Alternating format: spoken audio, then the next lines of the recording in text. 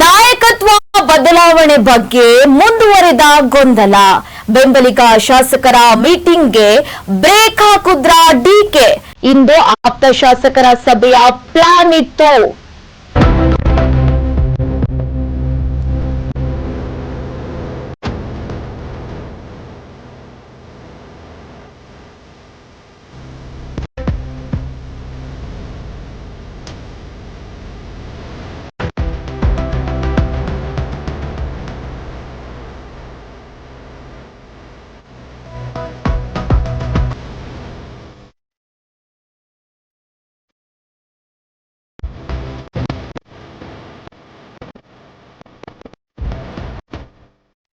ನಾಯಕತ್ವ ಬದಲಾವಣೆ ಬಗ್ಗೆ ಮುಂದುವರೆದ ಗೊಂದಲ. ಬೆಂಬಲಿಗರ ಶಾಸಕರ ಮೀಟಿಂಗ್ಗೆ ಬ್ರೇಕ್ ಹಾಕಿದ್ರ ಡಿಕೆ ಅಂತ ಪ್ರಶ್ನೆ ಮೂಡ್ತಾ ಇದೆ. ಇಂದು ಆಪ್ತ ಶಾಸಕರ ಸಭೆಯ ಪ್ಲಾನ್ ಇತ್ತು. ಮುಂದಿನ ತಂತ್ರಗಾರಿಕೆ ಬಗ್ಗೆ ಚರ್ಚಿಸುವ ಬಗ್ಗೆ ಪ್ಲಾನ್ ಮಾಡಲಾಗಿತ್ತು. ಖಾಸಗಿ ಹೋಟೆಲ್ನಲ್ಲಿ ನಿಗದಿಯಾಗಿತ್ತು ಈ ಮೀಟಿಂಗ್. ಆದ್ರೆ ಕೊನೆ ಕ್ಷಣದಲ್ಲಿ ಮೀಟಿಂಗ್ ಬೇಡ ಅಂದ್ರ ಡಿಕೆ ಅಂತ ಪ್ರಶ್ನೆ ಮೂಡ್ತಾ ಇದೆ. ನಾಯಕತ್ವ ಬದಲಾವಣೆ ವಿಚಾರಕ್ಕೆ ಸಂಬಂಧಪಟ್ಟಂತೆ ಒಂದಷ್ಟು ಗೊಂದಲಗಳು ಮುಂದುವರಿತಾ ಇದೆ. ಇವತ್ತು ಬೆಂಬಲಿಗ ಶಾಸಕರ ಮೀಟಿಂಗ್ ಇತ್ತು. ಆದ್ರೆ ಈ ಮೀಟಿಂಗ್ಗೆ ಡಿಕೆಶಿ ಅವರು ಬ್ರೇಕ್ ಹಾಕಿದ್ರ ಅಂತ ಪ್ರಶ್ನೆ ಮೂಡ್ತಾ ಇದೆ. ಇಂದು ಆಪ್ತ ಶಾಸಕರ ಸಭೆಯ ಬಗ್ಗೆ ಪ್ಲಾನ್ ಮಾಡಲಾಗಿತ್ತು. ಮುಂದಿನ ತಂತ್ರಗಾರಿಕೆ ಚರ್ಚಿಸುವ ಬಗ್ಗೆ ಒಂದಿಷ್ಟು ಪ್ಲಾನ್ ಮಾಡಿಕೊಂಡು ಸಿದ್ಧತೆ ಮಾಡಿಕೊಂಡು ಇವತ್ತು ಮೀಟಿಂಗ್ ಹಮ್ಮಿಕೊಳ್ಬೇಕು ಅಂತ ಇದ್ರು. ಆದ್ರೆ ಕೊನೆ ಕ್ಷಣದಲ್ಲಿ ಮೀಟಿಂಗ್ ಬೇಡ ಅಂತ ಡಿಕೆಶಿ ಅವರು ಕ್ಯಾನ್ಸಲ್ ಮಾಡಿದ್ದಾರೆ. ಹಾಗಾಗಿ ಒಂದಷ್ಟು ಅನುಮಾನಗಳು ಹುಟ್ಟಿಕೊಂಡಿದೆ.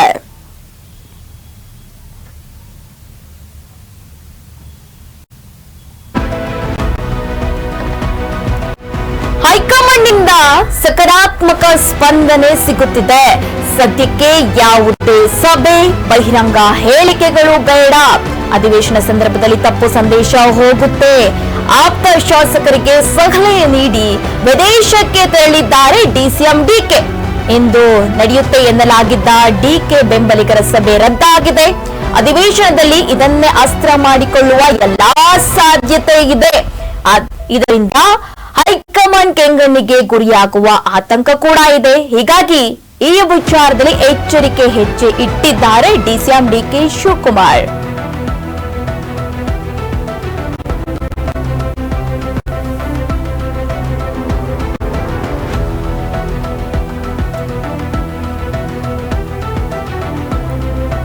ಹೈಕಮಾಂಡ್ನಿಂದ ಸಕಾರಾತ್ಮಕ ಸ್ಪಂದನೆ ಸಿಗ್ತಾ ಇದೆ. ಸದ್ಯಕ್ಕೆ ಯಾವುದೇ ಸಭೆ, ಬಹಿರಂಗ ಹೇಳಿಕೆಗಳು ಬೇಡ ಅಂತ ಹೇಳಿದ್ದಾರೆ. ಅಧಿವೇಶನ ಸಂದರ್ಭದಲ್ಲಿ ತಪ್ಪು ಸಂದೇಶ ಹೋಗುತ್ತೆ. ಹಾಗಾಗಿ ಯಾವುದೇ ಸಭೆ, ಬಹಿರಂಗ ಹೇಳಿಕೆ ಬೇಡ ಅಂತ ಡಿಸಿಎಂ ಡಿಕೆ ಶಿವಕುಮಾರ್ ಅವರು ಬೆಂಬಲಿಗರಿಗೆ ಸೂಚನೆ ನೀಡಿದ್ದಾರೆ. ಆಪ್ತ ಶಾಸಕರಿಗೆ ಒಂದಿಷ್ಟು ಸಲಹೆ ನೀಡಿ ವಿದೇಶಕ್ಕೆ ತೆರಳಿದ್ದಾರೆ ಡಿಸಿಎಂ ಡಿಕೆ ಅವರು.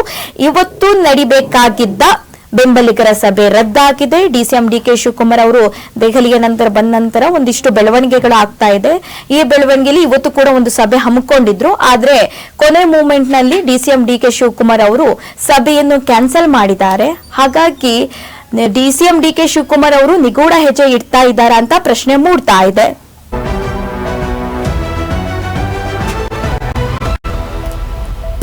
ಫೈಟ್ ಮಧ್ಯೆ ಸಿದ್ದರಾಮಯ್ಯ ಅಹಿಂದ ಅಸ್ತ್ರ.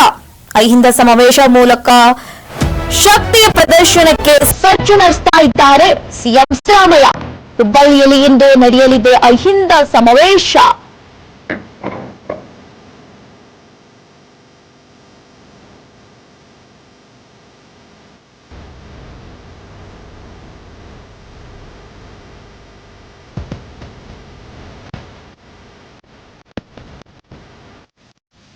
ಪಟ್ಟದ ಫೈಟ್ ಮಧ್ಯೆ ಸಿದ್ದರಾಮಯ್ಯ ಅವರು ಅಹಿಂದ ಅಸ್ತ್ರ ಬಳಸ್ತಾ ಇದ್ದಾರೆ. ಅಹಿಂದ ಸಮಾವೇಶ ಮೂಲಕ ಶಕ್ತಿ ಪ್ರದರ್ಶನಕ್ಕೆ ಸಜ್ಜಾಗಿದ್ದಾರೆ. ಇಂದು ಹುಬ್ಬಳ್ಳಿಯಲ್ಲಿ ಅಹಿಂದ ಸಮಾವೇಶ ನಡೆಯಲಿದೆ. ಸಮಾವೇಶದಲ್ಲಿ 5,000ಕ್ಕೂ ಹೆಚ್ಚು ಜನ ಭಾಗಿಯಾಗುವ ನಿರೀಕ್ಷೆ ಇದೆ. ಹುಬ್ಬಳ್ಳಿ ನಗರದ ಇಂದಿರಾ ಗಾಜಿನ ಮನೆಯಲ್ಲಿ ಸಮಾವೇಶ ಹಮ್ಮಿಕೊಳ್ಳಲಾಗಿದೆ. ಈಗೆಲ್ಲ ಸಿದ್ಧತೆ ನಡೀತಾ ಇದೆ. ಕಾಂಗ್ರೆಸ್ ಹೈಕಮಾಂಡ್ಗೆ ಸಂದೇಶ ರವಾನಿಸಲು ಪ್ಲಾನ್ ಮಾಡಲಾಗ್ತಿದೆಯಾ ಅಂತ ಪ್ರಶ್ನೆ ಮೂಡ್ತಾ ಇದೆ.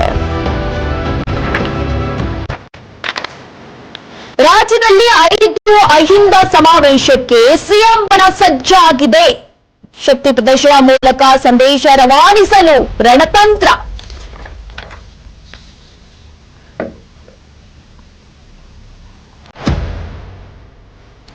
ರಾಜ್ಯದಲ್ಲಿ 5 ಅಹಿಂದ ಸಮಾವೇಶಕ್ಕೆ ಸಿಎಂ ಬಣ ಸಜ್ಜಾಗಿದೆ.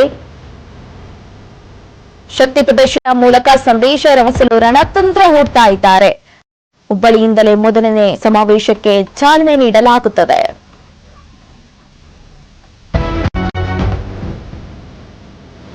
ಪಟ್ಟದ ಫೈಟ್ ಬಜೆಟ್ ಮಂಡನೆಗೆ ಸಿಎಂ ತಯಾರಿ ನಡೆಸ್ತಾ ಇದ್ದಾರೆ.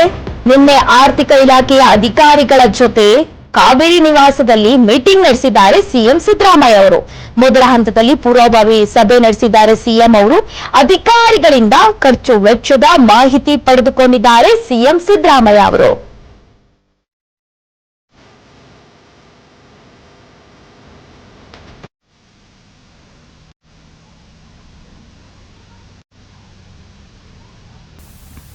ಪಟ್ಟದ ಫೈಟ್ಗೆ ಸಂಬಂಧಪಟ್ಟಂತೆ ಇದೀಗ ಒಂದಷ್ಟು ಗೊಂದಲಗಳಿದೆ. ಈ ನಡುವಿನ ಬಜೆಟ್ ಮಂಡನೆಗೆ ಸಿಎಂ ಎಲ್ಲಾ ತಯಾರಿ ನಡೆಸ್ತಾ ಇದ್ದಾರೆ. ನಿನ್ನೆ ಆರ್ಥಿಕ ಇಲಾಖೆಯ ಅಧಿಕಾರಿಗಳ ಜೊತೆ ಒಂದಿಷ್ಟು ಸಭೆ ನಡೆಸಿದ್ದಾರೆ. ಕಾವೇರಿ ನಿವಾಸದಲ್ಲಿ ಒಂದಿಷ್ಟು ವಿಚಾರಗಳನ್ನು ಚರ್ಚೆ ಮಾಡಿದ್ದಾರೆ. ಅಧಿಕಾರಿಗಳಿಂದ ಖರ್ಚು ವೆಚ್ಚದ ಮಾಹಿತಿ ಕೂಡ ಪಡೆದುಕೊಂಡಿದ್ದಾರೆ ಸಿಎಂ ಸಿದ್ದರಾಮಯ್ಯ ಅವರು.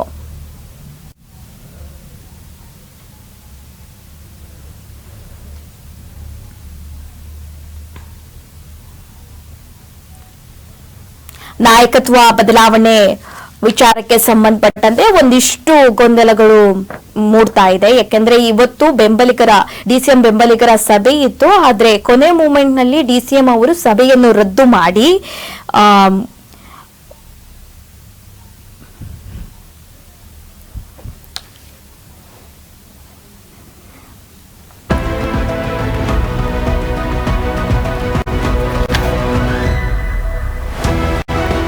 ಜಂಟಿ ಅಧಿವೇಶನದಲ್ಲಿ ಸರ್ಕಾರವನ್ನು ಕಟ್ಟಿಹಾಕಲು ತಂತ್ರ ನಡೆಸಲಾಗ್ತಾ ಇದೆ. ಸರ್ಕಾರದ ವಿರುದ್ಧ ಬ್ರಹ್ಮಾಸ್ತ್ರ ಹೂಡಲು ವಿಪಕ್ಷ ತಯಾರಿ ನಡೆಸ್ತಾ ಇದೆ. ನಾಳೆಯಿಂದ 10 ದಿನ ನಡೆಯಲಿದೆ ಜಂಟಿ ಅಧಿವೇಶನ. ವಿಪಕ್ಷದ ಅಸ್ತ್ರಕ್ಕೆ ಪ್ರತ್ಯುತ್ತರ ನೀಡಲು ಪ್ರಯೋಗಿಸಲು ಸರ್ಕಾರ ಸಜ್ಜಾಗ್ತಾ ಇದೆ. ಕೈ ಸರ್ಕಾರವನ್ನು ಕಟ್ಟಿ ಹಾಕಲು ಬಿಜೆಪಿ ಜೆಡಿಎಸ್ ಪ್ಲಾನ್ ಮಾಡ್ತಾ ಇದೆ. ಜನವರಿ 31ರವರೆಗೂ ನಡೆಯಲಿದೆ ಜಂಟಿ ಅಧಿವೇಶನ. ಜಂಟಿ ಅಧಿವೇಶನದಲ್ಲಿ ಸರ್ಕಾರವನ್ನು ಕಟ್ಟಿ ಹಾಕಲು ತಂತ್ರ ಬಳಸಿಕೊಳ್ಳಲಾಗ್ತಾ ಇದೆ.